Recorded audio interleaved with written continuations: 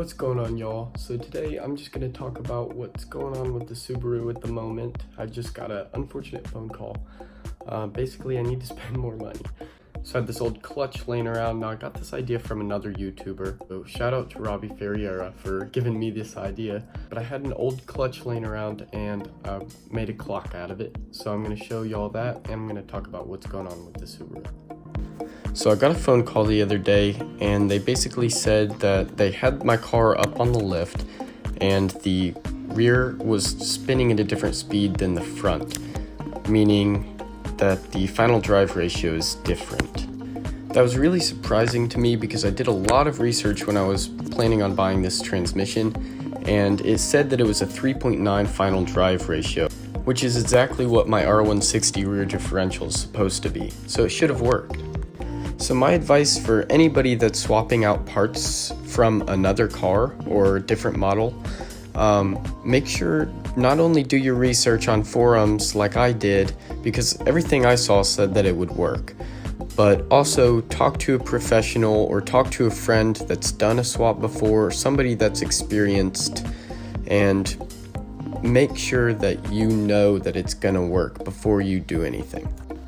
So basically now I just need the rear end from an STI, just the rear differential. They're just gonna swap that out for me. And there's a guy that said that he could send all the parts for $1,200 if I sent all of my stock parts back with the R160. So after all that money I spent on my transmission and getting everything in, that $1,200 should be the last expense for me. So it should all work once I get everything swapped in. So they're basically just going to swap the entire rear subframe from an STI into the vehicle. So not just the rear differential, but the whole entire rear subframe with the control arms and everything from an STI is going into my car. So basically now I'm going to have a full STI drivetrain. So the whole transmission, the drive shaft, the rear differential. The only thing that's not STI is the CV axles. So it's going to be a full STI drivetrain. And I'm really excited about it. I think it's going to hold power really well and put power down to the road super smoothly. And the whole reason I decided to do the STI swap was because it's a lot more reliable than the 5-speed, quite obviously. The gears are much bigger in size, so they handle shock load much easier, and they are a lot less prone to damage. So there are going to be so many changes to this car once I get it back. Not only is the whole entire drivetrain different, but this shop, Fifth Gear Automotive, is also going to do a performance tune on the car, a pro tune on the dyno. So we'll have a dyno day video hopefully fairly shortly. And this car is going to be so much different in a good way. And I'm really excited to get it back. Hope y'all are excited too. It's going to bring a lot of new content to the channel and a lot more exciting content than I can give you right now while it's in the shop.